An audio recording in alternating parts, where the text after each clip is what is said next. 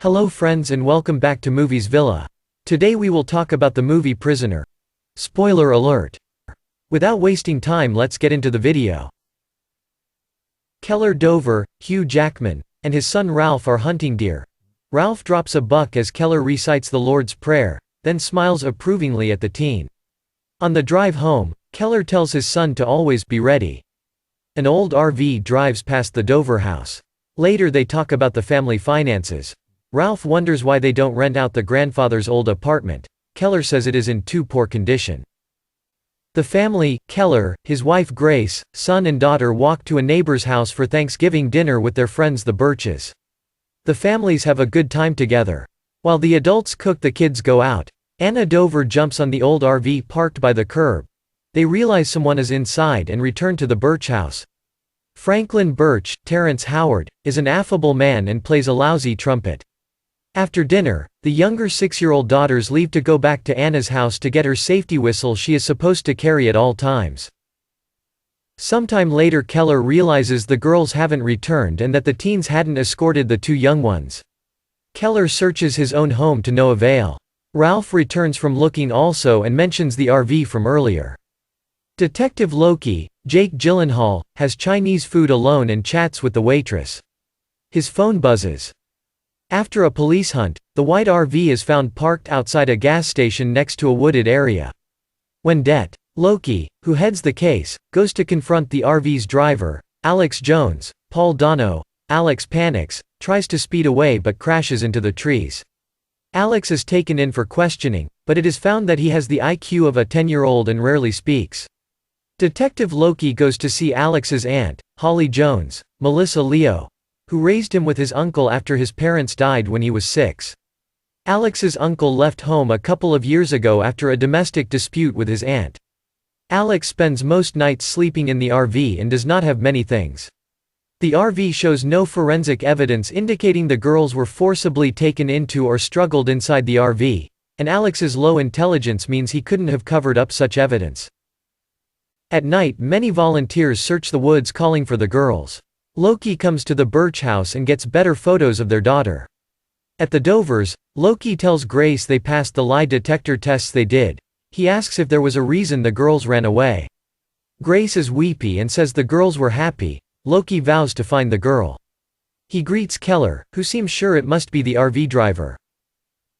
Loki tells the Dovers the evidence against Alex Jones is weak and tries to calm him down. The polygraph tests of him prove inconclusive due to his low IQ, and he repeatedly denies ever having seen the children. As the police are unable to find evidence against Alex, he will be released in 2 days. Loki asks his captain to hold Alex longer, but the senior refuses. Loki updates him on the search. Loki interviews sex offenders within a 10-mile radius of the girls' homes. Loki discovers that a Father Patrick Dunn has a bound and mummified body in a barricaded basement. The body is wearing a circular medallion with a maze-like design. Father Dunn claims that he did not know who the man was, but that in confession the man talked about killing 16 children and also admitted to having a marital dispute. Father Dunn confesses that he convinced the man to come to his house, where he killed him, to save the children, and is arrested for murder. The search of the woods and river continues. Keller has found out when Alex is being released and attacks him in the police parking lot. He hears Alex say, "They didn't cry until I left them." Though no one is close enough to hear this to corroborate, Keller takes this as proof that Alex took the girls. Captain O'Malley lets Dover off with a warning and sends him home after a brief talk with Loki.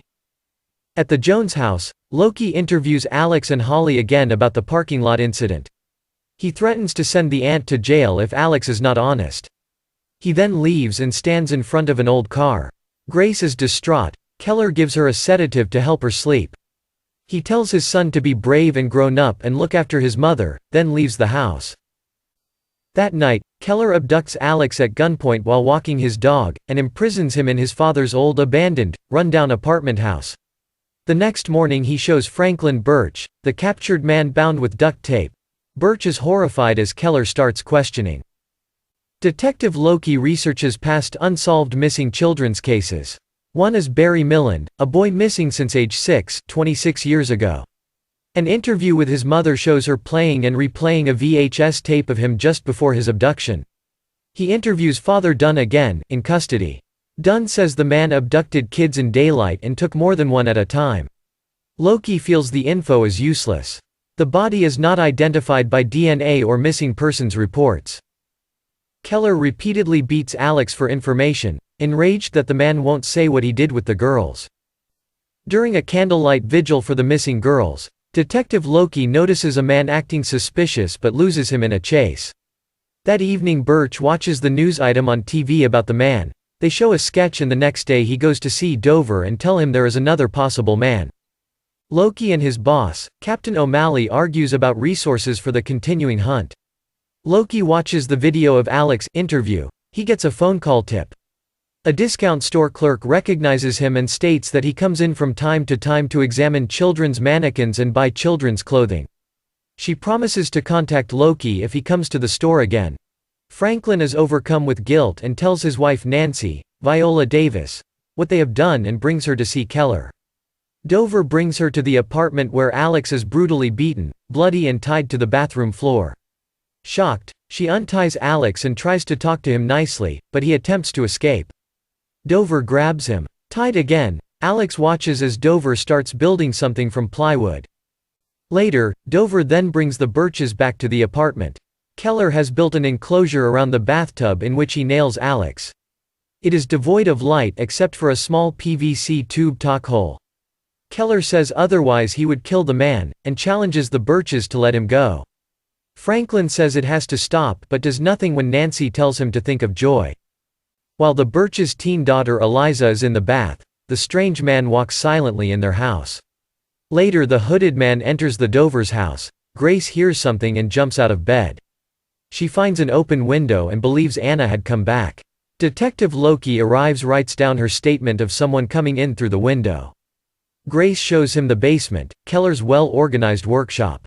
Loki sees a bag of lye and asks Grace where Keller is. She says he is out looking for their daughter.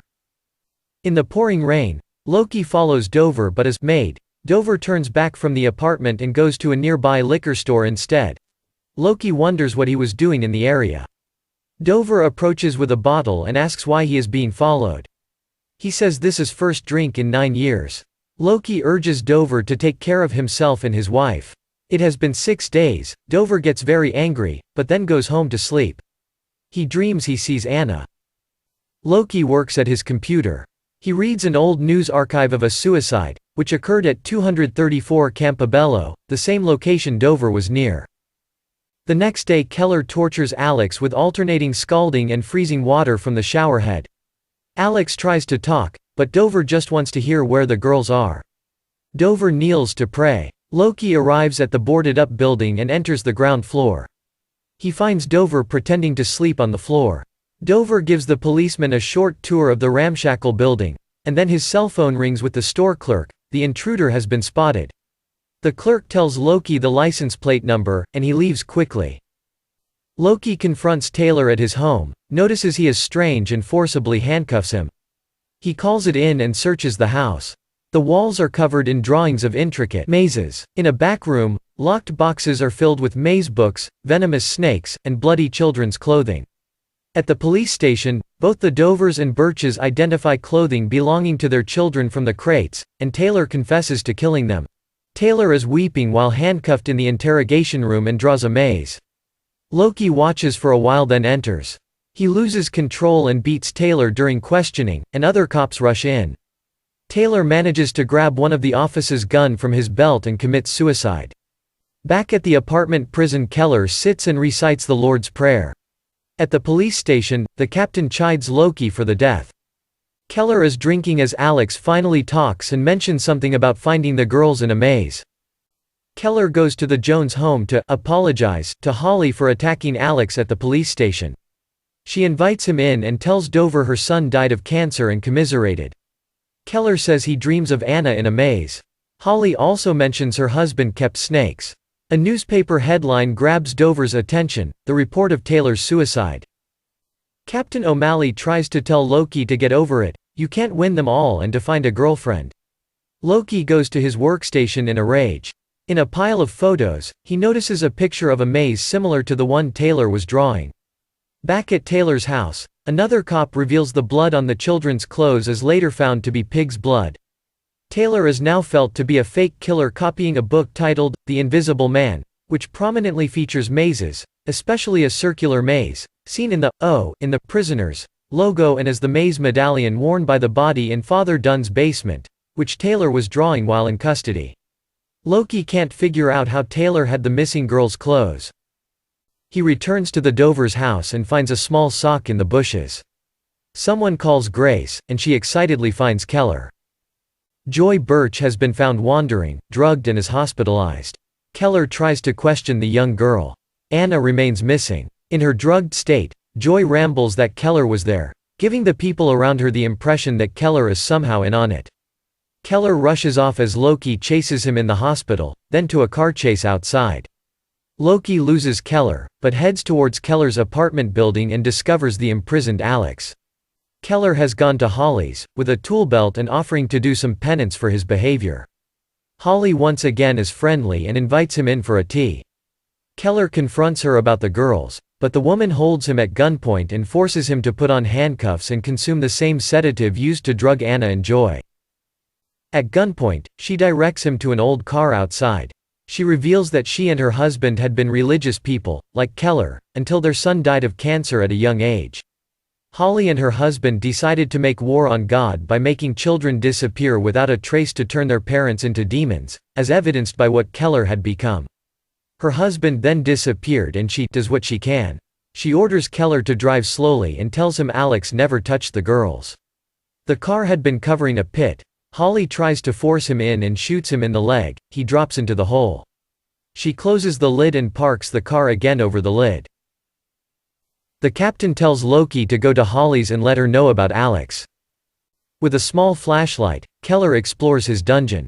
He finds his daughter's whistle and prays for Anna's safety. Loki arrives. Holly goes to a locked room to get Anna. Loki enters the house and sees an old photo of Holly's husband in the RV. He then creeps toward a noise. Holly is injecting the girl with a syringe, and Loki demands she stop. They both fire their weapons. Holly is killed, and a wounded, bloody Loki races the girl to the hospital. The next morning a bandaged Loki reads a newspaper. The headline says Alex Jones has been reunited with his family. Grace comes in and says Anna will be okay. The Birches and Dovers leave. Grace says Keller still hasn't contacted her. She realizes Keller will be going to jail when caught. At night, at the Jones house, the CSI techs say they have found some dead snakes, but the ground is frozen. They leave for the night. Loki stays behind for a while then hears a whistle. And that's it for today folks. If you like our video please like, share, subscribe. Thanks for watching.